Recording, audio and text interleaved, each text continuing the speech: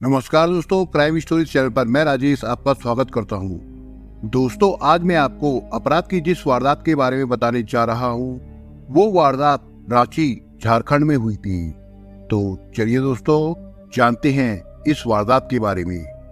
रांची में एक जगह है कोकर चौक से काटा टोली की ओर जाने वाली सड़क पर एक हाउसिंग सोसाइटी है, जिसे लोग रिवर्सा अपार्टमेंट के नाम से जानते हैं। ये काफी ऊंची और शानदार बिल्डिंग है। जब इमारत बड़ी और सुंदर होगी तो उसमें रहने वाले लोग भी बड़े होंगे। इसी रिवर्सा अपार्टमेंट के फ्लैट नंबर 1002 में डॉक्टर सुकांत सरकार अपने परिवार के साथ रहते थे।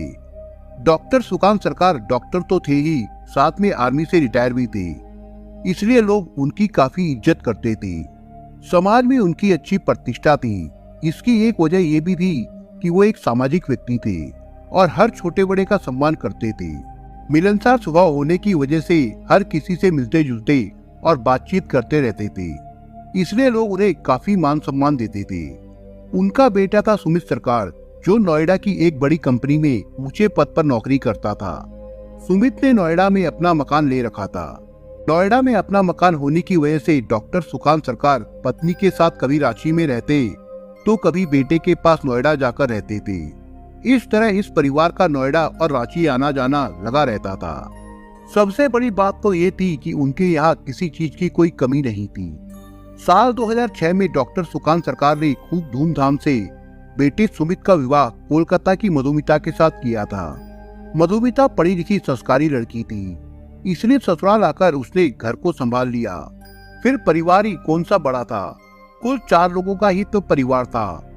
मधुमिता एक अच्छी कुशल और संस्कारी बहू साबित हुई थी, इसलिए पति ही नहीं सास ससुर भी उसे प्यार तो करते ही थे, उसका सम्मान भी करते थे। उसे वे बेटी की तरह रखते थे। अब घर में वही सब होता था जो वो चाहती थी। वो भी इस बात का ख्याल रखती थी कि उससे ऐसा कोई काम ना हो जिससे घर के किसी सदस्य को किसी तरह की ठेस पहुंचे। वो कभी सास ससुर के साथ रांची में रहती तो कभी अपने पति के साथ नोएडा में। कुछ सालों बाद उसने एक बेटी को जन्म दिया, जिसका नाम रखा गया समिता। इस परिवार में सब बढ़िया चल रहा था। छोटा सा परिवार था, इसलिए सभी हंसी खुशी से रहते थे। ऐसे में ही 9 अक्टूबर 2016 को इसी रिवर्सा अपार्टमेंट के फ्लैट नंबर 1002 से, यानी सुकांत सरकार के फ्लैट से एक भयानक खबर निकलकर बाहर आई। और वो खबर ये थी कि सुकांत सरकार के फ्लैट में एक साथ 5 लोगों की मौत हो गई है और सुकांत सरकार बुरी तरह घायल है।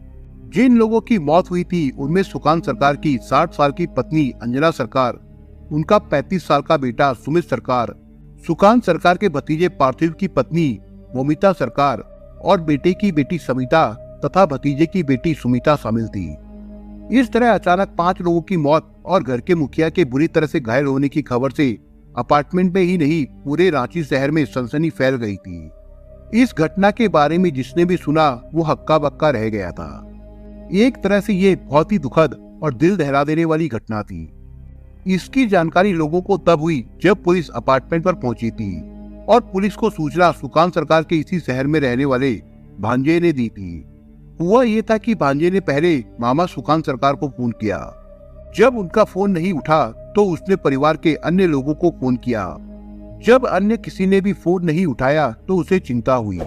कोई एक फोन अगर ना उठाए तो सोचा जा सकता है कि वो कहीं व्यस्त होगा, इसलिए फोन नहीं उठा रहा है। लेकिन जब घर में कोई भी फोन नहीं उठाए तो ये बात चिंता की ही हो सकती है।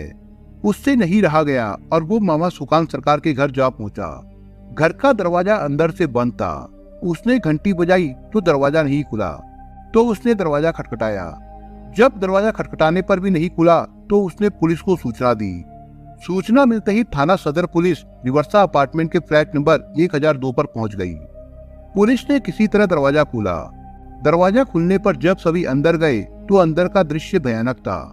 घर के अंदर एक कमरे में 5 शव पड़े थे, जिनमें सुकांतों के बेटे, पत्नी, भतीजे की पत्नी और 2 बच्चियों के शव थे, पर इनके शरीर पर किसी भी तरह की चोट वगैरह का कोई निशान नहीं था। दूसरे कमरे में अकेले सुकांत सरकार ऐसे थे जिनकी सांसें अभी भी चल रही थी, पर वो बुरी तरह से घायल थे। उनका पूरा शरीर खून से लथपथ था। उनके पास एक बड़ा सा चाकू पड़ा था, चाकू पर भी खून लगा हुआ था। साफ लग रहा था कि उसी चाकू से उन पर वार हुए होंगे। पुलिस ने तुरंत सुकांत सरकार को अस्पताल भिजवाया कि शायद समय पर इलाज मिलने से उनकी जान बच जाए। पर अस्पताल पहुंचने के कुछ समय बाद जीवन और मौत के बीच संघर्ष करते हुए आखिर उनकी भी सांसें थम गई, यानी उनकी भी मौत हो गई। इस तरह से एक ही परिवार के 6 लोगों की एकाएक मौत हो गई थी। पुलिस ने घटनास्थल का बारीकी से निरीक्षण किया। फॉरेंसिक टीम को बुलाकर सारे साक्ष्य एकत्र किए गए। इसके बाद बाकी के 5 शवों को पोस्टमार्टम के लिए भिजवा दिया गया। अब पुलिस को पोस्टमार्टम रिपोर्ट का इंतजार था, क्योंकि उसी से पता चल सकता था कि इन लोगों की मौत कैसे हुई थी। पोस्टमार्टम रिपोर्ट आने पर पता चला कि जिन 5 लोगों की मौत पहले हुई थी उन्हें एनेस्थीसिया की ओवरडोज दी गई थी, साथ ही उन्हें इंजेक्शन से कोई जहर भी दिया गया था। अकेले सुकांत सरकार ऐसे थे जिनके पेट पर चाकू के 14 घाव थे और इसी वजह से उनकी मौत सबसे बाद में हुई थी। पुलिस ने परिवार वालों से पूछताछ शुरू की। उस पूछताछ में पता चला कि जिस समय यह घटना घटी थी, सुकांत सरकार की बड़ी बहू यानी सुमित सरकार की पत्नी मधुमिता नोएडा में थी, इसलिए वो बच गई थी, जबकि उसके पति की रांची में होने की वजह से मौत हो गई थी। फ्लैट की तलाशी में पुलिस को कुछ ऐसे कागजात मिले थे जिससे साफ पता चल रहा था ये पूरा परिवार बहू की प्रताड़ना से परेशान था।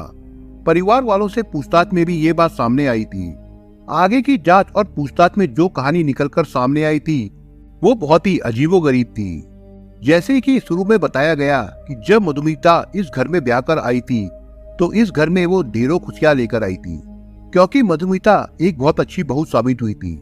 हर किसी का ख्याल रखने वाली, हर किसी की हर बात सुनने वाली। जिस तरह वो हर किसी का ख्याल रखती थी उसी तरह घर का हर सदस्य भी उसका ख्याल रखता था। उसके बाद व्यवहार से सरकार परिवार उस पर अपनी जान छिड़कता था। मधुमिता की एक छोटी बहन थी मोमिता, जो कोलकाता के एक आश्रम में रहती थी, क्योंकि घर में उनकी मां नहीं थी। मधुमिता ने जब ये बात अपने ससुराल वालों को बताकर उसे अपने साथ अपने घर लाने को कहा, तो चूंकि मधुमिता ने खुद को अच्छी बहू साबित कर दिखाया था, इसलिए उसके ससुराल वाले उसे बहन को अपने घर लाने से मना नहीं कर सके। उन्होंने कहा था कि वो अपनी बहन को बिल्कुल ले आए, वो भी उनके घर पर एक बेटी की तरह रहेगी। ससुराल वालों से परमिशन मिलने के बाद मधुमिता अपनी छोटी बहन मोमिता को अपने घर ले आई थी। मोमिता भी कभी रांची तो कभी नोएडा में बहन बहनोई के साथ रहने लगी थी। धीरे धीरे मोमिता ने भी अपनी बड़ी बहन की तरह अपने बात व्यवहार और कामों से सरकार परिवार का दिल जीत लिया। उसने सरकार परिवार का ऐसा दिल जीता कि सरकार परिवार ने उसे भी अपनी बहू बनाने का फैसला कर लिया। इसके बाद सुकांत सरकार ने मोमिता का विवाह अपने भतीजे पार्थिव सरकार के साथ करा दिया। इस तरह मधुमिता की छोटी बहन मोमिता सुकांत सरकार के घर की दूसरी बहू बन गई। मोमिता का विवाह भले ही सुकांत सरकार के भतीजे पार्थिव के साथ हुआ था, पर वो रहती थी सुकांत सरकार के परिवार के साथ ही। पार्थिव अलग रहता था, इसलिए कभी वो अपने चाचा के घर आ जाता था तो कभी मोमिता अपने पति के साथ उसके घर रहने चली जाती थी। उसका आना जाना लगा रहता था, लेकिन वो ज्यादातर सुकांत सरकार के परिवार के साथ ही रहती थी। इस तरह सुकांत सरकार के परिवार में अब 7 लोग हो गए थे। वो खुद, उनकी पत्नी अंजना, बेटा सुमित, दोनों बहुएं और दोनों बहुओं की एक बेटियां। धीरे धीरे एक समय ऐसा आ गया जब सरकार परिवार छोटी बहू यानी मधुमिता की छोटी बहन मोमिता पर कुछ ज्यादा ही मेहरबान रहने लगे थे, यानी उससे ज्यादा प्यार करने लगे थे और उसका ज्यादा ख्याल रखने लगे थे। अब घर में चलती भी उसकी ही ज्यादा थी। घर में मधुमिता से उसकी तुलना होने लगी। घर में जब उसका मान सम्मान ज्यादा होने लगा तो मधुमिता को इससे जलन होने लगी। इसकी वजह यह थी कि मोमिता ने अपने कामों और बात व्यवहार से सबका दिल जीत लिया था। सभी के लिए वो हर वक्त एक पैर पर खड़ी रहती थी। कहा भी जाता है कि काम प्यारा होता है, शरीर नहीं। ये बात सच साबित हुई। बस यही से दोनों बहनों जो जेठानी और देवरानी बन चुकी थी, उनके बीच नफरत ने जन्म ले लिया, जिसकी लपेट में धीरे धीरे पूरा परिवार आ गया। मधुमिता यानी सुमित की पत्नी इस जलन की लपटों में कुछ इस तरह झुलसती कि उसने अपने पति और अपनी ही सगी बहन पर यह इल्जाम लगा दिया कि उसके पति के अपने छोटे भाई की पत्नी मोमिता के बीच अवैध संबंध है। इस नाजायज संबंधों की बात यहीं तक सीमित नहीं रही।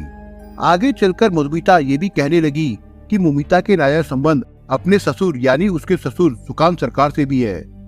जब इस तरह के झूठे इल्जाम एक प्रतिष्ठित परिवार के लोगों पर लगाया जाएगा तो सोचिए उस परिवार पर क्या बीतेगी, परिवार वालों का क्या हाल होगा। बहू द्वारा लगाए गए इस इल्जाम से पूरा सरकार परिवार हिल गया था। इतना ही नहीं, मधुमिता बार बार दहेज उत्पीड़न का केस दर्ज कराने की भी धमकी देने लगी थी। इस तरह की बातें करके एक तरह से सरकार परिवार को डराया जाने लगा था। अक्सर उनके घर पुलिस भी आने लगी थी, जो कभी समझाती तो कभी कहती कि आप लोग पढ़े लिखे प्रतिष्ठित लोग हैं, फिर भी बहू को परेशान करने जैसी ऊंची हरकत करते हैं। कभी कभी उन लोगों को थाने भी जाना पड़ता था, जहां उन्हें जलील किया जाता था। मधुमिता के पति सास ससुर पर कई मुकदमे दर्ज करवा दिए गए थे, जिनमें दहेज उत्पीड़न और प्रताड़ित करने वाले थे। सुकांत सरकार ही नहीं, उनका पूरा परिवार इस तरह की बातों से शर्मिंदगी महसूस करता था, क्योंकि वो जो सफाई देते उनकी बातों पर कोई विश्वास नहीं करता था। इससे पूरा परिवार दिमागी रूप से इतना परेशान रहने लगा था कि उनकी समझ में नहीं आ रहा था कि वो क्या करें। कभी वे सभी मधुमिता से पूछते भी कि वो ऐसा क्यों कर रही है, तो वो इसका कोई जवाब नहीं देती थी। इस तरह कभी घर की अच्छी कही जाने वाली बहू ने ही पूरे परिवार की जिंदगी में उथल पुथल मचा दी थी। एक तरफ से सभी का जीना हराम कर दिया था। इसी सब का परिणाम आया था 9 अक्टूबर 2016 को, जब घर में 6 लोगों की मौत हुई थी। एक दिन पहले सुकांतो सरकार ने संकेत भी दिया था कि अगर घर के हालात ऐसे ही रहे तो वो कुछ ऐसा कर गुजरेंगे कि कोई सोच भी नहीं सकता। लेकिन किसी को ना तो पता था और ना ही विश्वास था कि इस घर से एक साथ 6 शव उठेंगे, यानी 6 लोगों की जान चली जाएगी। लेकिन 9 अक्टूबर को कुछ ऐसा ही हुआ।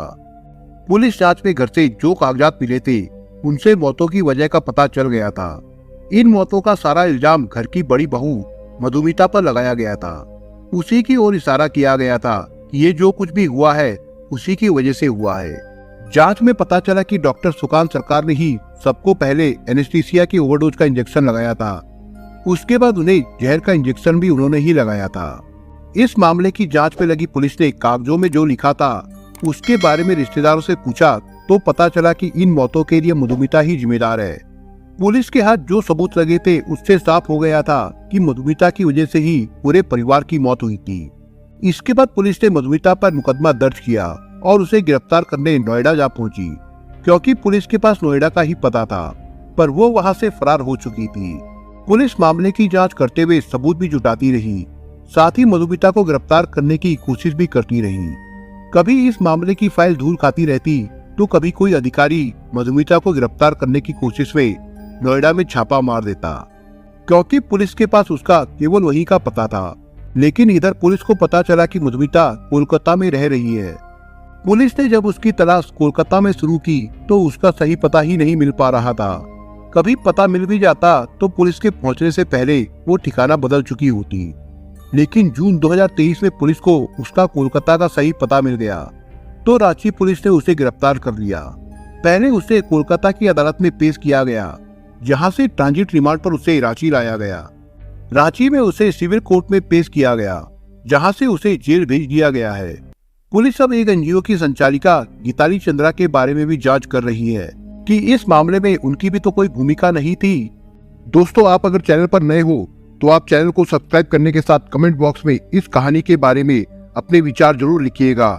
मिलता हूँ एक नई कहानी के साथ, तब तक के लिए अपना ख्याल रखिएगा। धन्यवाद।